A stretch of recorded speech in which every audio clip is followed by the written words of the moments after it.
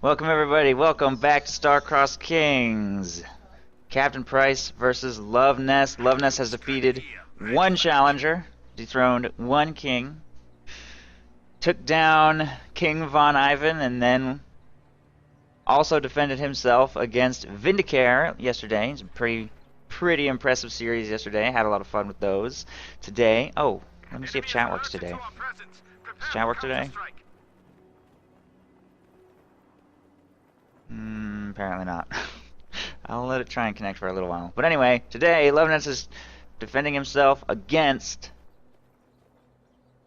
CaptainSPrice, who we know was one of the most successful players of Star-Crossed Kings 1, surpassed only by OMG Pop, and only very narrowly. CaptainSPrice was the winner of the King of the Hill award during Star-Crossed Kings 1, so he did manage to pull that off, and he was very close to the Domination Award as well. So I'm quite curious to see this series. During Star-Crossed Kings 1, Captain Price did defeat Luvnest, but one of the most important things to note for this series is it's taking place on a brand new map that we've never seen in any tournament setting, Eindhoven Country.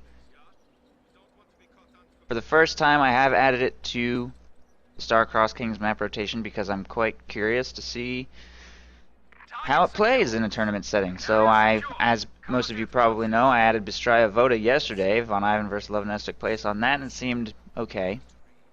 I didn't see anything so egregious that I felt like I needed to remove it from the map pool, the way I did with Langrskaya, for example. So I think I'm going to go ahead and leave Bystraya Voda in the rotation, and depending on how this series goes, I may also be convinced to add Eindhoven Country permanently to the rotation. So, and I think this is a great matchup, by the way, to test this map on. Luvnest versus Captain Price should be a pretty good series, I think. And I know that if any player will run a map through the gauntlet, it's Captain Price. Captain Price is responsible for me rage removing Langrskaya from Star-Crossed Kings 1. So he has successfully booted one map out of my tournaments. Let's see if he can pull it off twice. Riflemen working over here on the right side, victory point here in the middle. They're also working on the center. Sturm Pioneers have gone straight left. Luvnest is trying to set up an ambush right there with Sturms, but it doesn't look like Price has any intention of going over there. Luvnest has also thrown a battle group up in his base after a 3 Volksgrenadier opening, and it looks like Captain Price is going with his pretty standard build of just rifle spam. And I think Luvnest knows exactly what Captain Price is going to do because he's not putting this in a forward location where it can get swarmed by a bazooka flamer rifle blob. And I am fully expecting Luvnest to go infantry support gun, actually, because he did that against Von Ivan's conscript PTRS blobs, and I'm curious to see if he can shut down Price flamer blobs just as well. Price does have Rifle Company in his loadout, although he hasn't chosen it yet. I know he likes a recon too, but he hasn't been using it for the last several weeks, so I'm not expecting that. But I guess we'll see what happens. That is a lot of infantry stacked behind both of these green cover positions. This squad rotates out of the engagement right here to jump in the house and try and put pressure on this rifle squad, but this is clearly too much for Luvnest to take on right now. And he will be forced to retreat away from this engagement. He does force one retreat in return, though. There's the 5th rifle squad from Captain Price.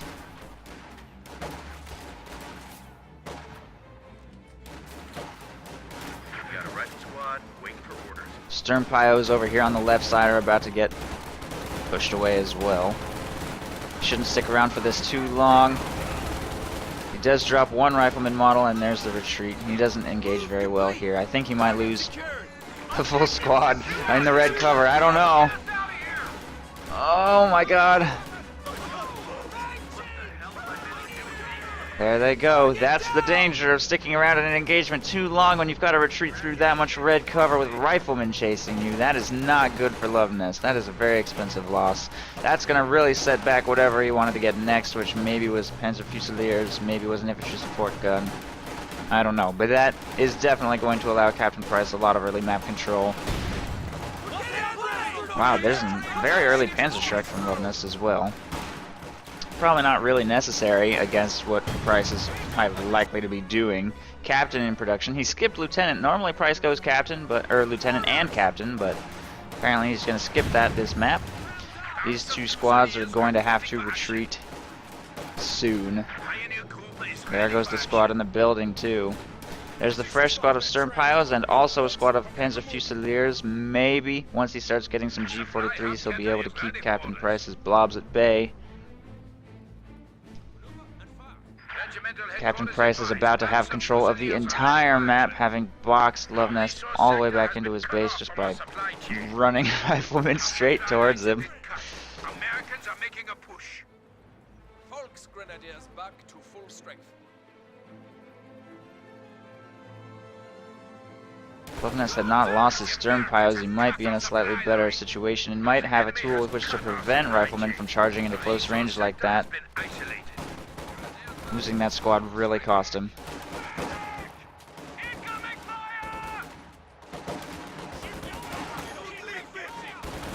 Wow, those Sternpios are getting focused down so quick. One squad of Volksgrenadiers trying to get these riflemen to retreat on the right side. They look like they're losing that engagement. All of Luvnest's forces are just standing in green cover trying to fight for one strategic point. The only real benefit to this Panzerschreck, besides maybe lucky snipes, is maybe he could blow up that haystack and deny those riflemen their cover. Luvnest does have superior numbers here. He should be able to win this eventually, but it's taking forever just to get Captain Price off of his front door. A couple squads reinforcing here.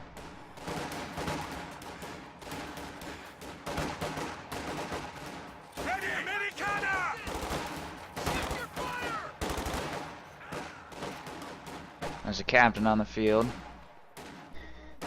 And an ambulance in production next.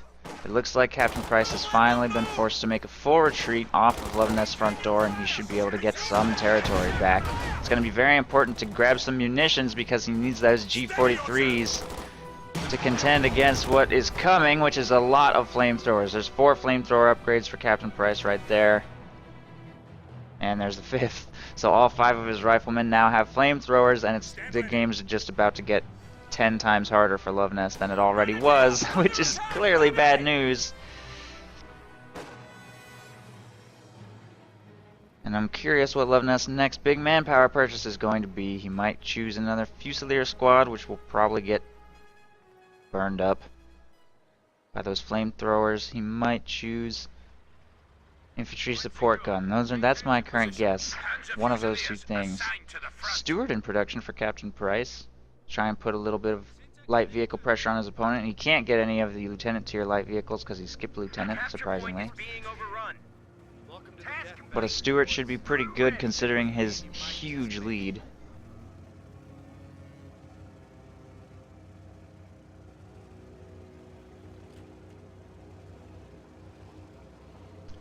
Luvnest slows his victory point drain. He's 150 behind, gets control of the center point, and is spreading his forces all over the map to try and pull Price's blob apart.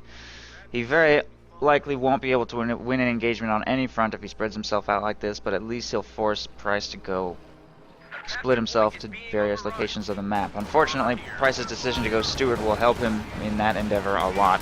There's the 2nd Panzer Fusilier squad. Here come the flamethrowers. There's a retreat. And these Fusiliers can't hold this. There's a full retreat. Volksgrenadiers on the right side have to retreat from the Stuarts, so Luvnest is forced completely off the map again, except for his Sternpios, which are trying to get control of a fuel point over here, and this 3rd Volksgrenadier squad trying to get control of a strategic point right outside the base. Fortunately, there is one Panzerschreck on the field, one Raketenwerfer as well, so he has something with which to fight against that Stuart.